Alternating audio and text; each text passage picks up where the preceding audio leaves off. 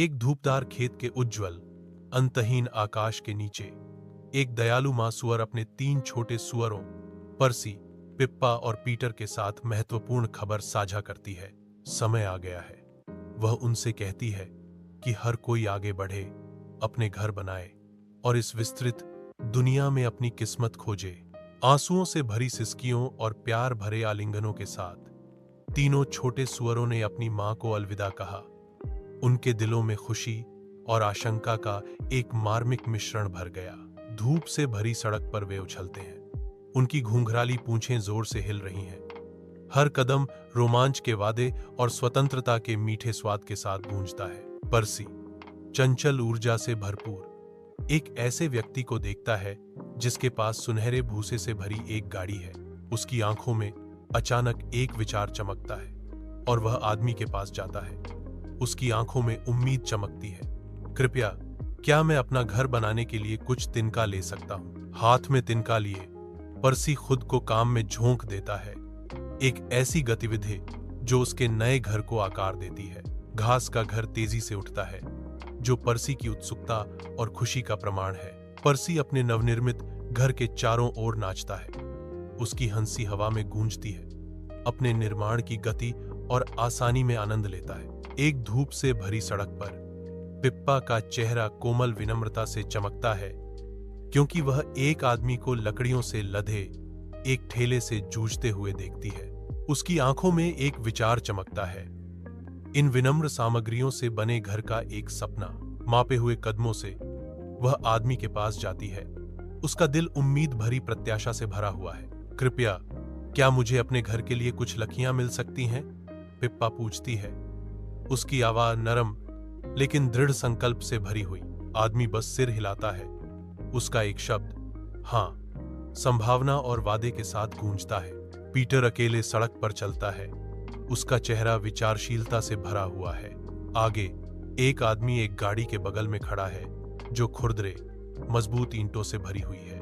Peter की आंखों में उम्मीद चमकती है, क्योंकि वह आदमी के पास जाता है।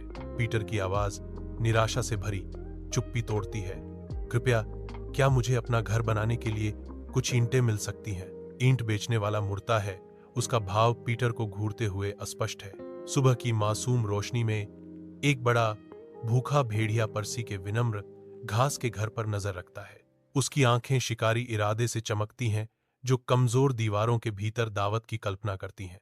भेड़िए की आवाज एक कर्कश धमकी शांति को भंग करती है।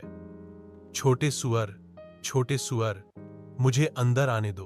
पर्सी की डरी हुई चीख अंदर से गूंजती है। नहीं नहीं, मेरी ठुड्डी की ठुड्डी के बाल से नहीं। भेड़िए का धैर्य टूट जाता है। उसकी धमकी ठंडी तीव्रता के साथ बढ़ती है। तो मैं फुफकारूंगा और मैं फुफकारूंगा और मैं तुम्हारा घर उड़ा दूंगा। एक भयावह हवा का झोंका अचानक पुआल के घर के चारों ओर घूमता है, जो आसन्न विनाश का संकेत देता है। सुबह की ठंडी रोशनी में भेड़िए की छाया पिप्पा के नाजुक टहनियों के घर की ओर भयावह रूप से खिंचती है। एक भयावह आवाज शांति को भंग करती है। छोटे सुअरों, मुझे अंदर आने दो। डरपोक चीखों की एक कोरस जवाब देती है। नहीं नहीं, एक शक्तिशाली बल के साथ भेड़िया की सांस लकड़ी के घर को चकनाचूर कर देती है, जिससे टुकड़े उड़ जाते हैं। पर्सी और पिप्पा डर से चिल्लाते हैं। उनके छोटे खुर धरती पर धड़कते हैं, क्योंकि वे पीटर के ईंट के घर की दूर की सुरक्षा की ओर भागते हैं।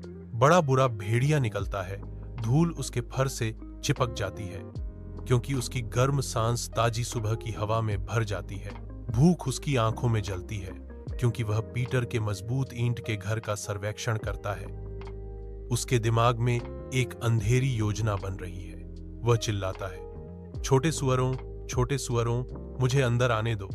उसकी आवाज एक खतरनाक गुर्राहट है, जो शांत सुबह में गूंजती है। डर से चीखों का एक कोरस जवाब देता है। नहीं नहीं नहीं, भेड़िया हाँफता है और फुफकारता है।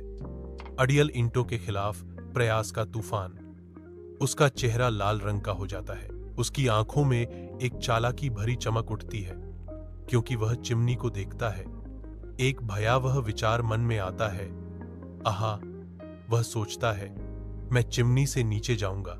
पीटर के मजबूत ईंट के घर के अंदर एक बड़े बर्तन में उबलता पानी एक धधकती आग पर रखा गया है। गर्म, आरामदायक रसोई में प्रत्याशा बढ़ रही है। भेड़िया चिमनी से उतरता है। उसकी आंखें भूख से चमक रही हैं। नीचे उसका इंतजार कर रहे उबलते आश्चर्य से अनजान। दर्द भरी चीख के साथ भेड़िया उबलते पानी में कूद जाता है। आउच! वह चिल्लाता है। स्वादिष्ट भोजन के उसके सपने तीव्र गर्मी में घुल रहे हैं। पूंछ जल गई और अभिमान घायल हो गया। बड़ा दुष्ट भेड़िया पीटर के ईंट के घर से भाग जाता है, यह प्रतिज्ञा करते हुए कि वह फिर कभी मैदान में वापस नहीं आएगा। पर्सी और पिप्पा पीटर को गले लगाते हैं। उनके चेहरे कृतज्ञता से चमक रहे हैं, क्योंकि उन्हें उनके मजबूत घर और चतुर सोच में सांत्वना और सुरक्षा मिलती है।